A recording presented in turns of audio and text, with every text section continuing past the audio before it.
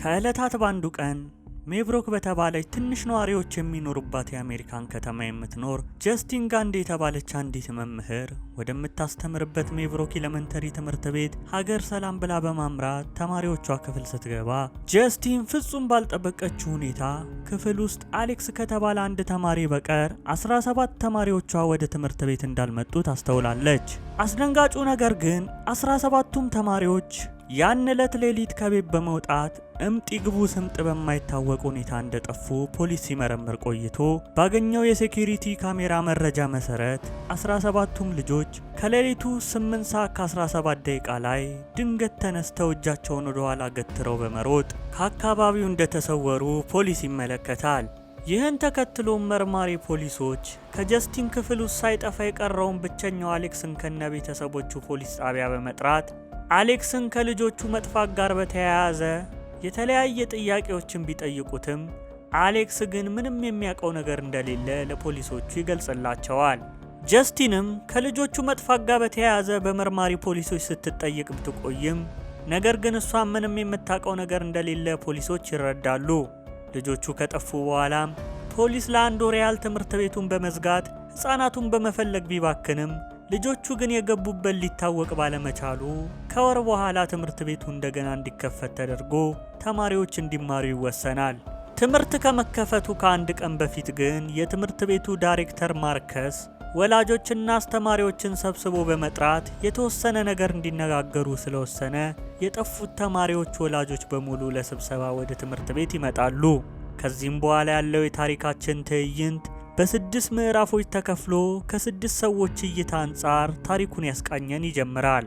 ስብሰባው ተጀምሮ ልጆቻቸው የጠፉባቸውን ወላጆች ለማጽናናት ንግግር እያደረጉ ሳለ አርቸር የተባለ አንድ ሰው ተነስቶ ለልጆቻቸው መጥፋት ዋናዋ ተጠርጣሪዋ በመካከላቸው ያለችው ጀስቲን ስለሆነች የእሷን ቃል መስማት እንደሚፈልግ ይናገርና ሰው ሁሉ ስለደገፈው ጀስቲንም እሷም እንደነሱ መልስ እንደምትፈልግ ለመናገር ወደ መድረኩ ትወጣለች። ነገር ግን ህዝቡ ጀስቲንን ውሸታም እንዲሁም ጠንቋይ ያለ መሳደብ በመጀመሩ ምክንያት ዳይሬክተሩ ማርከስ ስብሰባውን እንዲቋረጥ አድርጎ ጀስቲንም ወደ ቤቷ ትሄዳለች። ነገር ግን ምንም በማታውቀው ውርጅብኝ የወረደባት ጀስቲን ነገሮችን ለመርሳት መጠጥ ቤት ገብታ መጠጧን ገዝታ በመውጣት ወደ ቤቷ ታመራና ሐዘኗን በመጠጥ ለማወራረድ እየሞከረች ሳለ የቤቷ በር ደውል በመደወሉ ጀስቲን ሄዳ በቀዳዳው ብትመለከትም ነገር ግን ውጪ ላይ ማንም ሰው እንደሌለ ትመለከታለች። ከሰከንዳት በኋላ ግን የቤቷ በር በድጋሚ በኃይል ተንጓክቶ ጀስቲንን ስላስደነገጣት ጀስቲን በንዴት ውጪ ላይ ያለውን ሰው ለመጋፈጥ ስትወጣ መኪናዋ ላይ በማይለቅ ቀለም ጠንቋይ ተብሎ እንደተጻፈ አይታ ጀስቲን ደንፉ ትጨራለች። በቀጣዩም ቀን ጀስቲን ትምህርት ቤት ሄዳ ከዳይሬክተሩ ማርከስ ጋር ስትነጋገር ማርከስ የወላጆች ቁጣ እስኪበርድ ድረስ ጀስቲን የተወሰነ ቀን ቤቷ እንድትቆይ ቢመክራትም ጀስቲን ግን ስራ ካልሰራች በብቸኝነት ልትሞት እንደምትችል ታሳውቀዋለች። ሆኖም ግን ማርከስ ለተወሰኑ ቀናት ከትምህርት ቤት ዘወር ማለት እንዳለባት ስላሳሰባት ጀስቲን ቢያንስ አሌክስን አንድ ጊዜ አግኝታ እንድታናገረው እንዲፈቅድላት ትለምነዋለች። ማርከስ ግን አሌክስን ማናገር እንደማትችል በጥብቅ አሳስቧት ሲያበቃ ጀስቲን ተናዳ መኪናዋ ውስጥ በመግባት በማታውቀው ነገር መጠቋቆሚያ በመሆኗ ሆድ ብሷ ስቅስቅ ብላ ታለቅሳለች። ያን ቀንም ጀስቲን መኪናዋ ላይ ጠንቋይ ተብሎ መጻፉን ፖሊስ ጣቢያ ሄዳ ሪፖርት እያደረገች ሳለ የፖሊስ አባል የነበረው የድሮ ፍቅረኛዋ ፖልን ከርቀት አይታው ሰላም ስትለው ፖልም መልሶ ሰላም ብሏት ይሄዳል። ምሽት ላይም ጀስቲን ፖልን ቴክስት አድርጋለት አንድ ባር ውስጥ እንደተገናኙ ፖል ከተማሪዎቹ መጥፋት በኋላ ባለመደወሉ ይቅርታ ቢጠይቃትም ጀስቲን ግን ስለ ተማሪዎቹ ሲነሳ በመረበሿ ፖል ርዕሱን ቀይሮ ሌሎች ነገሮችን ማውራት ይጀምራል። ጀስቲንም ቀጥላ ፖልን ስለ ሚስቱ ዶና ስትጠይቀው ፖልም ከዶና ጋር ሰሞኑን ጥሩ እንዳልሆነ በመናገሩ ጀስቲን ደስ ብላ ፖልን መጠጥ እንዲጠጣ ስትወተውተው ትቆያለች። በመጨረሻም ፖል ጠዋት ከእንቅልፉ ሲነቃ ራሱን የጀስቲን ቤት አልጋ ላይ ያገኝና በሚስቱ ዶና ላይ በመማገጡ ትልቅ ጸጸት ውስጥ ይገባል። ጀስቲንም ፖል መኪናውን ወዳቆመበት ቦታ በመኪናዋ እያደረሰችው ሳለ ፖሊስ የጠፉትን ተማሪዎች ለማግኘት ምን ያህል መቃረቡን ፖልን ብትጠይቀውም ፖል ግን እሱ ምርመራው ላይ ስለማይሳተፍበት የሚያውቀው ነገር እንደሌለ ገልጾላት መኪናው የቆመበት ስፍራ በመድረሳቸው ፖል ጀስቲንን ተሰናብቷት ይለያያሉ። በመቀጠልም ጀስቲን መልሶችን ፍለጋ አሌክስ ወደ ቤቱ ሲገባ ከኋላ በመኪናዋ ትከተለውና በቀጥታ ወደና አሌክስ ቤት ሄዳ በራቸውን ብታንኳኳም የሚከፍትላት ሰው ታጣለች። ይህን ጊዜ ጀስቲን በና አሌክስ ቤት ጓሮ በኩል በመዞር በጋዜጣ በተሸፈነው የና አሌክስ ቤት መስታወት በኩል አጮልቃ ወደ ውስጥ ስትመለከት ሁለት ሰዎች ሶፋ ላይ እንደ ሐውልት ተገትረው ተቀምጠው በማየቷ ጀስቲን ከው ብላ ደንግጣ እየሮጠች ወደ መኪናዋ ትመለሳለች። ጀስቲንም ፈጥና ለትምህርት ቤቱ ዳይሬክተር ማርከስ በመደወል ያየችውን ነገር ገልጻለት የአሌክስን ቤተሰቦች ደውሎ ጠርቶ የተወሰኑ ማጣራቶችን እንዲያደርግ ስለለመነችው ማርከስም በመጨረሻ በጀስቲን ሐሳብ ይስማማል። ጀስቲንም እንደለመደባት ሱፐርማርኬት ገብታ መጠጧን እየሸመተች ሳለ የፖል ሚስት የሆነችው ዶና ድንገት ከኋላ መታ ጀስቲን ላይ ጥቃት በመፈጸም ባሌን አስክረሻ ማገጥሽው ብላ እሪቷን እያቀለጠችው ሳለ የሱፐርማርኬቱ ካሸሪ ደርሶ ዶናን ዘወር እንድትል ያደርጋታል። ያለሊትም ጀስቲን በህልሟ ወደምታስተምርበት ክፍል ስትገባ አሌክስና ጠፉ የተባሉት 17 ልጆችን ጨምሮ ሁሉም ወንበራቸው ላይ ድፍት ብለው እየተመለከተቻቸው ሳለ ድንገት አሌክስ አይኑ እንደፈጠጠ ቀና ብሎ ጀስቲንን ሲመለከታት ጀስቲን ደንብራ ከእንቅልፏ ትባንናለች። ባየችው አስፈሪ ህልምም ተሸብራ ድጋሚ ወደ ትራሷ ስትጋደም ኮርኒሷ ላይ አንዲት አስፈሪ ሴት ፈገግ ብላ ስታያት ጀስቲን ታይና በፍርሃት ጮሃ በደንብ ስትመለከት ኮርኒሱ ላይ ምንም እንደሌለ አይታ ራሷን ለማረጋጋት ትሞክራለች። በነጋታውም ጀስቲን አሌክስ ከትምህርት ቤቱ ሲመለስ ጠብቃ ደህንነቱን ስትጠይቀው አሌክስም ደህና እንደሆነ ለጀስቲን ያሳውቃታል። ጀስቲንም ቀጥላ አሌክስን የተወሰኑ ጥያቄዎችን ልትጠይቀው ብሞክርም አሌክስ ግን ሁለተኛ እንዳትከታተለው ገልጾላት እየሮጠ ወደ ቤቱ ይገባል። ጀስቲን ግን የነገር ጨራሽ መልስ እንድትፈልግ አድርጓት የና አሌክስን ቤት ደጋግማ ብታንኳኳም ምላሽ የሚሰጣት ሰው በማጣቷ ጀስቲን መኪናዋ ውስጥ ቁጭ ብላ ከቤት የሚወጣ ሰው ካለ መጠባበቅ ትጀምራለች። ምሽት ላይ ግን ጀስቲን ጭልጥ ያለ እንቅልፍ መኪናዋ ውስጥ ወስዷት ሳለ የና አሌክስ ቤት በር ተከፍቶ የአሌክስ እናት በእጇ መቀስ እንደያዘች የሮቦት በሚመስል አካሄድ ተራምዳ ጀስቲን መኪና ውስጥ ከገባች በኋላ ከጀስቲን ላይ የተወሰነ የፀጉር ዘለላ በመቁረጥ ወደ ቤት ትመለሳለች። ትዕይንታችንም አርቸር ወደ ተባለው ግለሰብ ወስዶን ሲያበቃ አርቸር ከአንድ ወር በፊት ከቤቱ ሮጦ ሲጠፋ በር ላይ ባለ ሴኩሪቲ ካሜራ የተቀረጸውን የልጁ ማቲውን ቪዲዮ እያየ በሐዘን ቆዝሞ እንመለከተዋለን። አርቸር ከልጁ መጥፋት ጋር በተገናኘ መልስ ለማግኘት የማቲውን ቪዲዮ ደጋግሞ ቢያየውም ነገር ግን ምንም ነገር ማግኘት ሳይችል ይቀራል። አርቸር የራሱ የሆነ የኮንስትራክሽን ስራ ያለው ኢንጂነር ሲሆን አንድ ቀንም ስራውን አቋርጦ ወደ ፖሊስ ጣቢያ በመሄድ የፖሊስ ጣቢያ ኃላፊ የሆነው ኤድን አግኝቶ ለልጆቻቸው መጥፋት አንደኛ ተጠርጣሪ መሆን ያለባት ጀስቲን እንደሆነች ቢገልጽም ኤድ ግን ልጆቹ ከቤት የወጡት ማንም ሳያስገድዳቸው በራሳቸው ፍቃድ ስለሆነ ጀስቲንን ተጠርጣሪ ማድረግ እንደሚከብድ ያሳውቀዋል። የትምህርት ቤቱ ስብሰባ የተደረገ ለምሽትም አርቸር በመሃል ተነስቶ ጀስቲን ማብራሪያ እንድትሰጥ ቢጠይቅም ነገር ግን ስብሰባው ተበጥብጦ በመበተኑ አርቸር ጀስቲን ሳታየው በመኪናው መከታተሉን ይቀጥላል። በዚህም ጊዜ ጀስቲን ቤቷ ከገባች በኋላ በሯን መጥቶ በኃይል ያንኳኳው እንዲሁም መኪናዋ ላይ ጠንቋይ ብሎ በቀይ ቀለም የጻፈው ሰው አርቸር እንደሆነ እንረዳለን። ያለሊትም አርቸር በህልሙ ልጁ ማቲው ከቤት የጠፋለት ምሽት በምናቡ በመሄድ ማቲውን ከቤት ወጥቶ ሲሮጥ ተመልክቶት እሱም ከኋላ ሲከተለ የቆይና ማቲው ሲሮጥ ቆይቶ ተመልሶ ወደ ቤታቸው ሲገባ አርቸር ያያል። አርቸርም ማቲውን ተከትሎ ክፍሉ በመግባት ማቲውን የት ነው ያለኸው እያለ እንባውን እያነባ ሲጠይቀው ድንገት ማቲው ወደ አንዲት ጥርሷን ያገጠጠች አሮጊት ሴት ስለተቀየረበት አርቸር ደንግጦ ከቅዠቱ ይነቃል።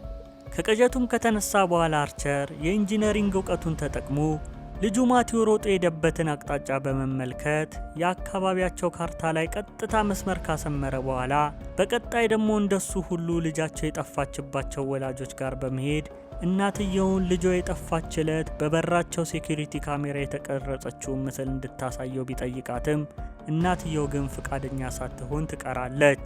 አርቸር ግን ተስፋ ሳይቆርጥ የጠፋችው ልጅ አባት ሲመጣ ጠብቆ የጠፋችው ልጅን ቪዲዮ ምስል እንዲያሳዩ አባትየውን ካሳመነው በኋላ አርቸር ልጅቷ በሮጠችበት አቅጣጫ ሌላ መስመር አስምሮ ማቲውና ሌላኛው የጠፋችዋ ልጅ ያቋረጡትን መስመር በማገናኘት እዛ አካባቢ ሄዶ ሰፈሩን ማሰሱን ይቀጥላል። ነገር ግን አርቸር ምንም ስላላገኘ ወደ ቤቱ እየተመለሰ ሳለ ጀስቲን ነዳጅ ለመቅዳት ወደ ማደያ ስትገባ ስላያት እሱም መኪናውን አቁሞ ጀስቲንን በመጋፈጥ ከተማሪዎቹ ጋር በተያያዘ የደበቀቻቸው ነገር ካለ እንድትነግረው መወትወቱን ይቀጥላል። ጀስቲን ግን በአርቸር ጥያቄ በጣም ተናዳ እንደ ሮኬት እየተንጣጣች አፋፉን እያለችው ሳለ ፍጹም ባልጠበቁት ሁኔታ የጀስቲን ትምህርት ቤት ዳይሬክተር የሆነው ማርከስ ፊቱ በደም ተነክሮና አይኑ ፈጦ ልጆቹ ሲጠፉ የሮጡትን አይነት አሯሯጥ እየሮጠ በመምጣት ጀስቲንን አንቆ ለመግደል መሞከር ይጀምራል። ነገር ግን አርቸር ጣልቃ ገብቶ ማርከስን ለማስቆም ቢሞክርም ማርከስ ግን አርቸርን አንቆ ሊገላግለው መፍጨርጨሩን ሲቀጥል እያየ ነው እያለ ትዕይንታችን ተቋርጦ የጀስቲን የድሮ ፍቅረኛ ወደ ሆነው ፖል ይወስደናል። ከተወሰኑ ቀናት በፊት የፖሊስ አባል የሆነው ፖል ስራ ከመጀመሩ በፊት በስራ ጉዳይ ለ3 ቀናት ያህል ከሀገር ከወጣችው ሚስቱ ዶና ጋር በስልክ ሲነጋገር ቆይቶ ስራ ሊጀምር እንደሆነ ያሳውቃትና ይሰናበታታል። ቀጥሎም ፖል አለቃው እንዲሁም የሚስቱ ዶና አባት የሆነው ኤድን ሰላም በማለት ወደ ፖሊስ መኪናው ሲያመራ ከርቀት ላይ የቀድሞ ፍቅረኛው ጀስቲንን ተመልክቷት ሁለቱም ከርቀት ሰላም ይባባላሉ። ያን ቀንም ፖል በፖሊስ መኪናው አካባቢውን እየቃኘ ሳለ አንድ መታጠፊያ ላይ ጄምስ የተባለ ወጣት የሆነ ቤት በመስኮት ሊገባ ሲል ተመልክቶት የፖሊስ ሳይረኑን ማጮ ሲጀምር ጄምስ እግሬ አውጪኝ ብሎ መፈርጠጥ ይጀምራል። ፖልም ጄምስን በመኪናና በእግር ካሳደደው በኋላ ደርሶበት በቁጥጥር ስር በማዋል በካቴና ያስረዋል። ጄምስም ቤቱ የራሱ እንደሆነና በመስኮት ሊገባ የሞከረውም ቁልፉን ስለጣለ እንደሆነ ቢያወራም ፖል ግን የጄምስን ልፍለፋ ትቶ በኪሱ የያዛቸው ነገሮች ካሉ እየፈተሸው እያለ ጄምስ ኪስ ውስጥ የነበረ አደንዛዥ እጽ የሚወስድበት መርፌ የፖልን እጅ ይወገዋል። ፖልም በጄምስ መርፌ በመወጋቱ በጣም ስለተበሳጨ በሚገርም ቦክስ መጥቶ በመጣል መኪና ውስጥ ገብቶ ቁስሉን በአልኮል ሲያጸዳዳ ጋቢናው ላይ ያለው ዳሽ ካሜራ ፖል እጁን የታሰረ ሰው በቦክስ ሲመታ እንደቀረጸው አስተውሎ በድንጋጤ ዳሽ ካሜራውን ያጠፋዋል። በመቀጠልም ፖል ራሱን ከሳተበት እየነቃ ወዳለው ጄምስ በመሄድ በቦክስ የመታው ጄምስ ኪስ ውስጥ መርፌ ስለመኖሩ ባለመናገሩና ሲፈትሸው እጁን በመወጋቱ ተናዶ እንደሆነ ገልጾለት ሲያበቃ ጄምስን ከዚህ አካባቢ እንዲጠፋና ሁለተኛ እንዳያየው በማስጠንቀቅ እጁን ፈቶ ይለቀዋል። ያንኑ ቀንም ፖል ወደ ፖሊስ ጣቢያ በመመለስ አለቃው እንዲሁም አማቹ ለሆነው ኤድ በካቴና የታሰረን ሰው ያለ አግባብ ሲመታ መኪናው ውስጥ ባለ ካሜራ መቀረጹን ሲያሳውቀው ኤድም የተመታው ሰው በዚህ ሳምንት ውስጥ መጥቶ ክስ ካላቀረበበት ምንም እንደማይሆን አስረግጦ ይነግረዋል። ቀጥሎም ፖል ወደ ስራው ለመሰማራት ወደ መኪናው እንደተመለሰ የቀድሞ ፍቅረኛው ጀስቲን ቴክስት ልካለት ፖልም ጀስቲን ጋር ሄዶ አንድ ሁለት እንዳለና በመጨረሻም ቤቷ ሄደው ሲከሻከሹ እንዳደሩ እንመለከታለን። በነጋታውም ፖል ከጀስቲን ተለይቶ በጸጸት ወደ ቤቱ ሲመለስ ሚስቱ ዶና ከሀገር የወጣችበትን ስራ ቶሎ ጨረሳ ወደ ቤቷ እንደተመለሰች ፖል ያያል። ዶናም ፖልን ገና ስታየው ፊቱ በጸጸት ተሞልቶ በመመልከቷ ፖል ከጀስቲን ጋር እንደማገጠባት ተረታ ጀስቲንን ለመደብደብ እሳት ለብሳ ሳጎርሳ ትሄዳለች። በቀጣዩም ቀን ፖል ወደ ስራ ሲመለስ አማቹ ኤድ የፖልን ቅሌት ሰምተው ኖሮ በግልምጫ አንስተው ሲያፈርጡት ፖልም እንደተሸማቀቀ ውጪ ወደ ቆመ የፖሊስ መኪና ያመራል። ፖልም እንደተሸማቀቀ ወደ ውጪ ሲወጣ ትናንት አይንን ሁለተኛ እንዳላየ ያለው ጄምስ ወደ ፖሊስ ጣቢያ ሲመጣ ስለተመለከተው ፖል ንዴቱ እንደ ኤርታሌ ጎመራ ሳያስበው ተንተክትኮ አይንህን አልይ አላልኩህም ወይ በማለት ጄምስ ላይ ሲጮህበት ጄምስን ፈርቶ እግሬ አውጪኝ በማለት ይፈረጥጣል። ፖል ግን ጄምስን ዋጋውን ሊሰጠው የመኪናውን ዳሽ ካሜራ በማጥፋት በቁጣ እየተንቀለቀለ መከተል ይጀምራል። ይህን ጊዜም ትዕይንታችን ከሁለት ቀን በፊት ጄምስ ጋር ወስዶን ከጄምስ አንጻር ያለውን ታሪክ ያሳየን ይጀምራል። ጄምስ ጎዳና ተዳዳሪና እልም ያለ ሱሰኛ ከመሆኑ በተጨማሪ ያገኛትን ነገር ሰርቆ በመሸጥ ሱሱን የሚያሟላ ከንቱ ሰው አይነት እንደሆነ እንመለከታለን። አንድ ቀንም ጄምስ የሰው ቤት ሊገባ ሲል በፖል ተደርሶበት በቁጥጥር ስር ከዋለና በማስጠንቀቂያ ከተለቀቀ በኋላ ጄምስ ያን ምሽት ማደሪያ ፈልጎ ሲባዝን ውስጡ ሰው ያለበት የማይመስለው የና አሌክስን ቤት ከርቀት በመመልከቱ ጄምስ የና አሌክስ ቤት ፎቅ ላይ በሚገኘው መስኮት በኩል ሾልኮ ይገባል። ቀጥሎም ወደ ሳሎን ሄዶ የሚሸጥ ዕቃ እየለቃቀመ ሳለ ድንገት የአሌክስን እናትና አባት ሶፋ ላይ በመመልከቱ ጄምስ በድንጋጤ ክው ብሎ ይቅርታ መጠየቅ ቢጀምርም ነገር ግን የአሌክስ እናትና አባት የጨዋ ውልት ይመስል አይናቸውን እንኳን የማያርገበግቡ እንደሆኑ ጄምስ ተመልክቶ ግራ ቢገባውም ነገር ግን ቤት ውስጥ ያገኘውን ነገር መዝረፉን ይቀጥላል። ቀጥሎም ጄምስ ጠቃሚ ነገር ካለ ለመፈለግ ወደ ምድር ቤቱ ሲወርድ ምድር ቤት ውስጥ በርካታ ሕፃናት ተሰብስበው ስለነበረ ወደ እሱ ዞረው ሲመለከቱ ጄምስ ምን ጉድ ነው ብሎ በመደናገጥ ፈርጥጦ ከምድር ቤት ይወጣል። ይህን ጊዜም ደርቀው የነበሩት የአሌክስ እናትና አባት ከተቀመጡበት ተነስተው ወደ ጄምስ በመምጣታቸው ጄምስ እግሬ አውጪኝ ብሎ ከቤት በመውጣት ነፍሱ እስክትጠፋ ድረስ ይሮጣል። ከቆይታዎችም በኋላ ጄምስ የሰረቀውን ዕቃ የሚሸጥበት ቦታ እያለ 17ቱን የጠፉ ሕፃናት አግኝቶ ለጠቆመ $50,000 እንደሚሰጥ የሚጠቁም ፖስተር በማየቱ ጄምስ ተደስቶ በቶሎ ወደ ፖሊስ ጣቢያ ቢደውልም ፖሊሶቹ ግን ወደ ጣቢያ መጥተው ሪፖርት እንዲያደርግ ያሳስቡታል። አማራጭ ያጣው ጄምስም የሕፃናቱን መገኛ ሪፖርት ለማድረግ ወደ ፖሊስ ጣቢያ ሲሄድ ዓይንህን እንዳላይ ብሎት ከነበረው ፖል ጋር በመገናኘቱ ፖል በንዴት ግሎ ወደሱ መምጣት ሲጀምር ይመለከትና ጄምስ እግሬ አውጪኝ ብሎ ማደሪያ ድንኳን ወደሚገኝበት ጫካ ያመራል። ጫካ ውስጥ ግን ጄምስ ከርቀት አንዲት አሮጊት ሴት እጇን ስታውለበልብለት አይቶ በጣም ስለደነገጠ ድንኳን ውስጥ በመግባት ቀጣይ የሚመጣውን ነገር ለመጋፈጥ አደንዛዥ ዕፅ የሚወጋበትን መርፌ ይዞ መጠባበቅ ይጀምራል። በዛው ቅጽበትም ፖሊሱ ፖል መጥቶ ድንኳኑን ሲከፍተው ጄምስ የቅድሞ አሮጊት መስላው ፖልን በመርፌ ፊቱ ላይ ወግቶት ቁጭ ይላል። ፖልም በሆነው ነገር ግሎ መሳሪያውን ጄምስ ላይ ሲደቅን ጄምስ ግን የጠፉትን ሕፃናት ያሉበትን ስፍራ እንደሚያውቅና እዛ እንደሚወስደው ቃል በመግባት ጄምስ ፖልን እየመራው እና አሌክስ ቤት ይወስደዋል። ጄምስም በካቴና ታስሮ መኪና ውስጥ ቁጭ እንዳለ ፖል ከመኪናው ወጥቶ ወደ እና አሌክስ ቤት በመሄድ ሲያንኳኳ በሚያስደንቅ ሁኔታ በሩ ተከፍቶ ፖል ከሆነ ሰው ጋር ከተነጋገረ በኋላ ወደ ውስጥ ይገባል። ነገር ግን ፖል ወደ እና አሌክስ ቤት ከገባ ከረጅም ሰዓታት በኋላ ፊቱ በኃያል ቁጣ ተሞልቶ በመምጣት ጄምስን እያዳፋ ወደ እና አሌክስ ቤት ይዞ ሲገባ እየተመለከትን ታሪካችን የሜብሮክ ትምህርት ቤት ዳይሬክተር ወደ ሆነው ማርከስ ይወስደናል። ከዕለታት በአንዱ ቀን ማርከስ ሱፐርማርኬት ውስጥ ዕቃ እየሸመተ ሳለ ጀስቲን ደውላ ወደ እና አሌክስ ቤት አጮልቃ ስታይ ሁለት ሰዎችን እንዳየች በመግለጽ ከቻለ የአሌክስን ቤተሰቦች ቢሮ አስጠርቶ እንዲያነጋግራቸው ትጠይቀውና ማርከስም ይስማማል። በቀጣዩም ቀን ማርከስ ቢሮው ውስጥ እያለ በአሌክስ ቤተሰቦች ፋንታ ግላዲስ የተባለች በሜካፕ ኃይል የቆመች አሮጊት ማርከስ ቢሮ በመምጣት የአሌክስ አክስት እንደሆነች ነግራ ከማርከስ ጋር ትተዋወቃለች።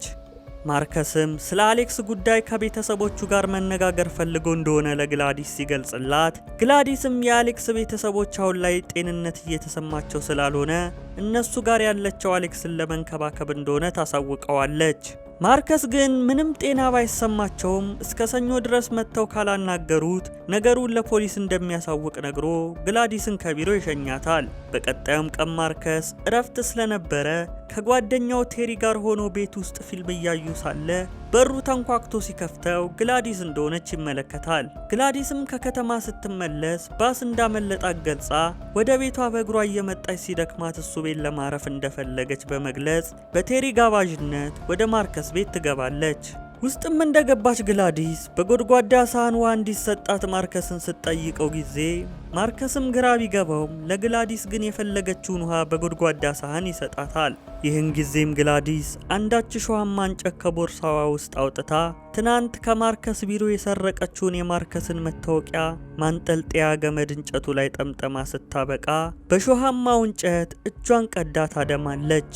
ቴሪም ተደናግጦ የግላዲስን የተቆረጠ እጅ በጨርቅ ሊያስርላት ሲጠጋ ግላዲስ የቴሪን የፀጉር ዘለላ በመቀስ ሳያስበው ቆርጣ እሾሃማው እንጨት ላይ ከጠመጠመች በኋላ ትንሽዬ ደውል አውጥታ ስትደውል ማርከስ ሙሉ ለሙሉ አእምሮውን ስቶ በግላዲስ ቁጥጥር ስር ይሆናል። ቀጥሎም ግላዲስ እሾሃማውን እንጨት 2 ቦታ ስትሰብረው ጊዜ ማርከስ ጓደኛው ቴሪን ዘሎ በማጥቃት ጭንቅላቱን ከቴሪ ጭንቅላት ጋር ደጋግሞ እያጋጨ ጨፍጭፎ ይገድለዋል። ቀጥሎም ግላዲስ የተሰበረውን እንጨት ጉድጓዳ ውሃ ውስጥ በመክተት ማርከስ ጥቃቱን እንዲያቆም ታደርገዋለች።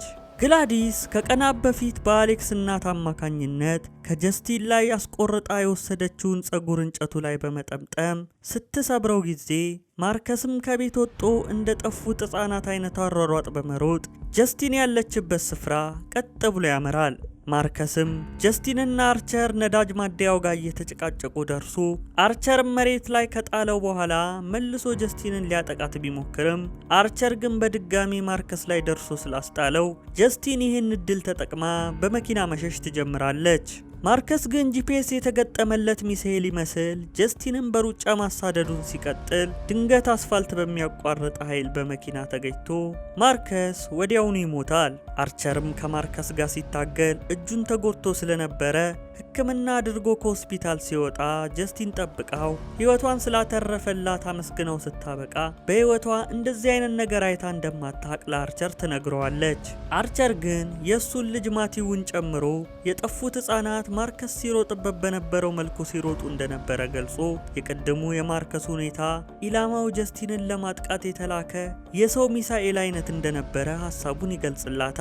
ቀጥሎም ማቲው እንዲሁም ሌሎች ሕፃናት በአንድ ተመሳሳይ መስመር ቀጥ ብለው እንደሮጡ ካርታው ላይ ሲያሳያት ጊዜ ሕፃናቱ የሮጡበት መስመር የሚጋጠምበት ቦታ የነ አሌክስ ቤት እንደሆነ ለአርቸር ትነግረውና ሁለቱም ወደ አሌክስ ቤት ያመራሉ። ታሪካችንም የአሌክስን ሕይወት ወደ ኋላ አጠንጥኖ ማሳየት ሲጀምር አሌክስ በትምህርቱ ጎበዝ ልጅ ቢሆንም በትምህርት ቤት ውስጥ ግን በክፍል ተማሪዎቹ ጭቆና የሚደርስበት ምስኪን ልጅ እንደሆነ እንረዳለን። አንድ ቀንም አሌክስ ከትምህርት ቤት ወጥቶ ከአባቱ ጋር ወደ ቤታቸው እየሄዱ ሳለ የአሌክስ አባት ትሬቨር ነገ ግላዲስ የተባለችው የእናቱ ታላቅ እህት ከነሱ ጋር ለመኖር ልትመጣ እንደሆነ ለአሌክስ ይነግረዋል። አሌክስ ግን በሰማው ነገር ደስተኛ ባይሆንም ትሬቨር ግን ግላዲስ በጸና ስለታመመች ለትንሽ ጊዜ ብቻ ከነሱ ጋር እንደምትቆይ ለአሌክስ ያሳውቀዋል። ቤት እንደደረሱም የአሌክስ እናት ሊሊ አክስቱ ከመምጣቷ በፊት ክፍሉን እንዲያጸዳዳ ነግራው አሌክስን ወደ ክፍሉ ትልከዋለች። በቀጣዩም ቀን ጠዋት አሌክስ ከእንቅልፉ ነቅቶ አክስቱ ግላዲስ እንደመጣች ተረድቶ ወደ ተኛችበት ክፍል አጮልቆ ሲመለከት አንዲት ጸጉሯ ካለቃ አስፈሪ አሮጊት ጋር አይን ላይን በመገጣጠሙ አሌክስ ደንግጦ ክፍሉን ዘግቶ ይመለሳል። ያን ቀንም አሌክስ ትምህርት ቤት ውሎ ወደ ቤት መመለሻው ሰዓት ላይ ወደ ቤት የሚወስደውን አባቱን ቢጠብቀውም ትሬቨር ግን አሌክስን ሊወስደው ባለመምጣቱ አሌክስ በእግሩ ወደ ቤት ለመመለስ ይገደዳል። ቤት ሲደርስ ግን ቤቱ ከምንጊዜውም በላይ ጭር ብሎ የአሌክስ እናትና አባት ደግሞ እንደ ሐውልት ደርቀው ሶፋ ላይ እንደተቀመጡ አሌክስ ይመለከታቸዋል። በዛው ቅጽበትም ጠዋት በጠና ታማ ያያት ግላዲስ አሁን ላይ እንደ ንስር ታደሳ አሌክስን ሰላም በማለት ልታጫውተው ብትሞክርም አሌክስ ግን የቤተሰቦቹ መፍዘዝ አሳስቦት ግላዲስን ምን አድርገሻቸው ነው በማለት መጮሁን ይቀጥላል። ይህን ጊዜም ግላዲስ አሌክስን ስነ ስርዓት የሌለ ልጅ ስለሆንክ ዛሬ ራት አትበላም በማለት ወደ ክፍሉ ባዶ ሆዱን ትልከዋለች። በቀጣዩም ቀን ጠዋት አሌክስ ከመኝታ ቤት ወጥቶ ሳሎን እንደመጣ ግላዲስ ከእናትና አባቱ እንዲሁም ከእሷ ጋር እንዲቀመጥ አድርጋው ስታበቃ አሌክስ የእሷን ቤታቸው መምጣትም ሆነ የቤተሰቦቹን መፍዘዝ ለማንም እንዳይናገር አስጠንቅቃው አሌክስ ይህን ትዕዛዝ ከጣሰ ምን እንደሚከሰት ለአሌክስ ልታሳየው ትሞክራለች።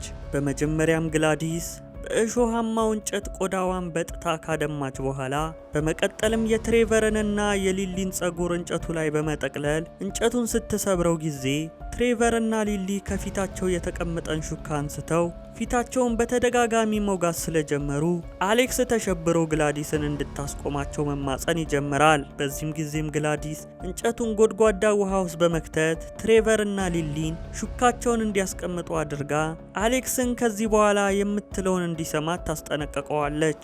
ያንኑ ቀንም አሌክስ ትምህርት ቤት እንደቆዘመ ሄዶ በመዋል እንደቆዘመ ወደ ቤት በመመለስ አክስቱ ግላዲስ ወዳለችበት ክፍል ሲያመራ ግላዲስ እሾሃማውን እንጨት ከምታበቅል በዕቃ ላይ ካለች ትንሽዬ ዛፍ አጠገብ ተቀምጣ ድግምቷን እየሰራች አሌክስ ይመለከታል። ግላዲስም አሌክስ ቤተሰቦቹ እንዳይራቡ ሾርባ እንዲመገባቸው ስላዘዘችው አሌክስም ከዛ ቀን በኋላ ቤት ያለውን የቆርቆሮ ሾርባ ለቤተሰቦቹ መመገብ የሁል ጊዜ ተግባሩ ይሆናል። ከተወሰኑ ቀናት በኋላ ግን አሌክስ ግላዲስን ከበፊቱ ጊዜ በበለጠ ታማ ክፍሏ ውስጥ በማግኘቱ ግላዲስን ምን ሆና እንደሆነ ሲጠይቃት ጊዜ ግላዲስም የአሌክስ እናትና አባት ጤንነቷ እንዲመለስ እንደሚረዷት ብታስብም ነገር ግን እነሱም ሊረዷት እንዳልቻሉ ለአሌክስ ትነግረዋለች። አሌክስም በመልሱ ግራ በመጋባት ግላዲስን ምን እንደሚያሽላት ሲጠይቃት ግላዲስም አሌክስ የክፍሉ ተማሪዎች ከሆኑት እያንዳንዳቸው ልጆች የነሱ የሆነውን ንብረት ካመጣላት እንደሚሻላት በመግለጽ ጤንነቷ ከተመለሰ አሌክስንና ቤተሰቦቹን ጥላቸው እንደምትሄድ ቃል ትገባለታለች። በዚህም ጊዜም ግላዲስ ጥንቆላን እንደ ውሃ የጠጣች አደገኛ ሴት እንደሆነችና በሕይወት ለመቆየትም የሰዎችን የነፍስ ኃይል በጥንቆላ አማካኝነት በመስረቅ ለራሷ ማድረግ እንዳለባት እንገነዘባለን። በቀጣዩም ቀን አሌክስ የክፍሉ ተማሪዎች ንብረት ከሚቀመጥበት ሳጥን ላይ የእያንዳንዳቸውን ስም በመገንጠል ሊሄድ ሲል መምህሩ ጀስቲን መታ አሌክስ ይህን ሰሞን ዝምታ እንዳበዛ ገልጻ ምን እንደሆነ ለመጠየቅ ብትሞክርም አሌክስ ግን ደህና እንደሆነ ገልጾላት ጀስቲንን ጥሏት ይሄዳል። ቤት እንደተመለሰም አሌክስ የክፍሉን ልጆች ንብረት ለግላዲስ ስለሰጣት ግላዲስ ሌሊት 8 ሰዓት ላይ ተነስታ የልጆቹን ወረቀት በመቀዳደድ ድግምቷን ስትተበትብ አሌክስም አክስቱን መመልከቱን ይቀጥላል። ግላዲስም መተቷን ተብትባ እንደጨረሰች ደውሏን አንስታ 8 ሰዓት ከ17 ደቂቃ ላይ ስትደውል ጊዜ በየቤታቸው የነበሩ የአሌክስ ክፍል ተማሪዎች ነፍሳቸው እስክትጠፋ ድረስ በሩጫ እየከነፉ ወደና አሌክስ ቤት ጎርፈው ይመጣሉ።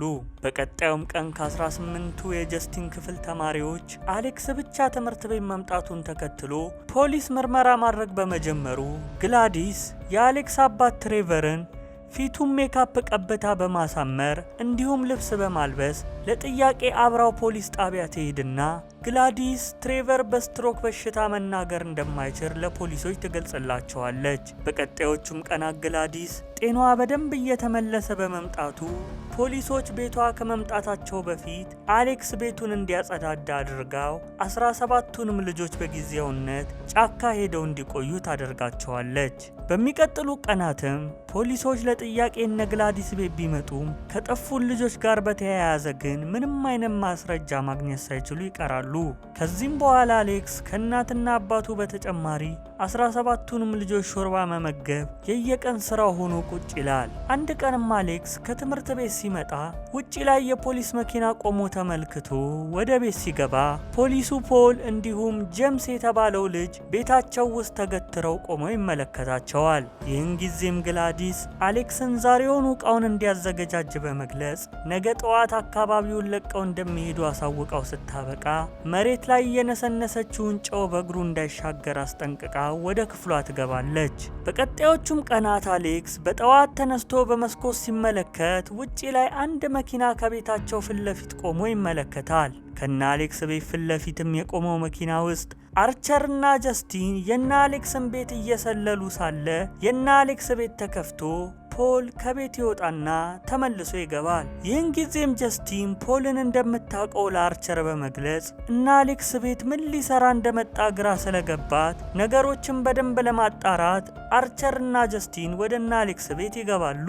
ውስጥ እንደገቡም ጀስቲን ፖልን ጥግ ላይ ተገትሮ አይታው ወደሱ ለመቅረብ ስትሞክር የተነሰነሰውን ጨው ሳታየው በማቋረጧ ምክንያት ፖል እንደ ጥይት ወደ ጀስቲን በመወርወር ጥቃት ሊያደርስባት ሲያሳዳት፣ ጄምስ ደግሞ አርቸር ላይ ዘሎ በመሳፈር ከባድ ግብግብ ይጀምራሉ።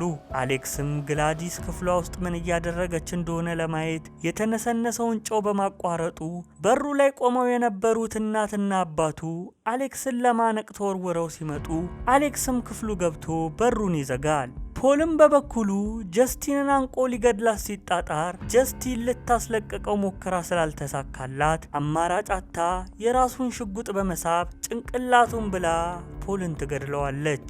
አርቸርም ከጄምስ ጋር እየታገለ ሳለ ሁለቱም የምድር ቤቱን በርገን ጥለው እንደተናነቁ ይወድቃሉ። በግብግቡም መሃል አርቸር ምድር ቤት ውስጥ የጠፉትን ሕፃናት አይቶ ፈዞ ሳለ ጀስቲን መታ ጄምስንም በፖሊስ ሽጉጥ አናቱን በማለት ተገላግለዋለች። አርቸርም ከወደቀበት ፈጥኖ ተነስቶ ምድር ቤት ውስጥ ልጁ ማቲውን እየፈለገው ሳለ ከህፃናቱ ጋር ተደብቀ የነበረችው ግላዲስ የአርቸርን የአንገት ሐብል በመመንተፍ በመተቷ አርቸር ጀስቲንን እንዲያጠቃት ትልከዋለች።